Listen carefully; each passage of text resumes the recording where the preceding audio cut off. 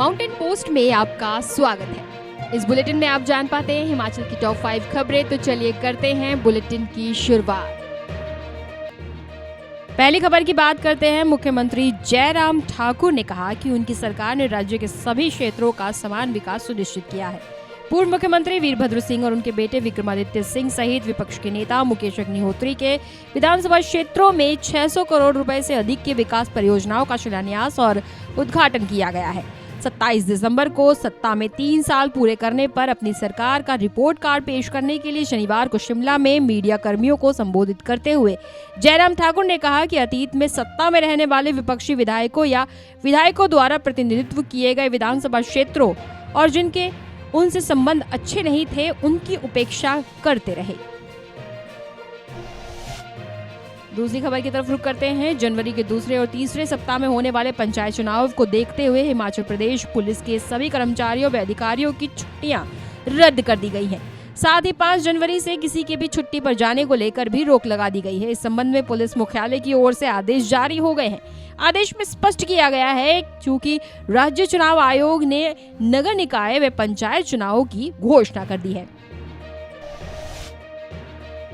तीसरी खबर की बात करते हैं। किसानों के लिए बड़ी बड़ी बातें करने वाली व्यवस्था की कथनी और करनी में अंतर है। इसका उदाहरण आजकल किसानों के ऋण खातों से जबरन काटा जा रहा है। फसल बीमा योजना का प्रीमियम है। बैंक ऐसा बीमा कंपनियों की जेबें गर्म करने के लिए कर रही है। इससे किसानों पर दोहरी मार पड़ी है। जहां 2 महीने पहले ही उनसे साल भर का ब्याज एक साथ वसूल किया गया। अब फसल बीमा योजना का पैसा किसान क्रेडिट कार्ड से बैंक खुद ही काट रहे हैं। चौथी खबर की तरफ रुख करते हैं। औद्योगिक क्षेत्र बद्दी स्थित बिरला टेक्सटाइल उद्योग के रॉ मटेरियल यार्ड में शुक्रवार दोपहर करीब 12 बजे को भीषण आग लगने से करोड़ों की कीमत का कच्चा माल जलकर राख हो गया। आग इस कदर रौद्र रूप धारण कर चुकी थी कि इस पर काबू पाने के लिए दमकल केंद्र बद्दी, नालागढ़ व स्थानीय उद्योगों के फायर टेंडर दोपहर से मशक्कत कर रहे थे, लेकिन देर रात तक आग पर काबू नहीं पाया जा सका था।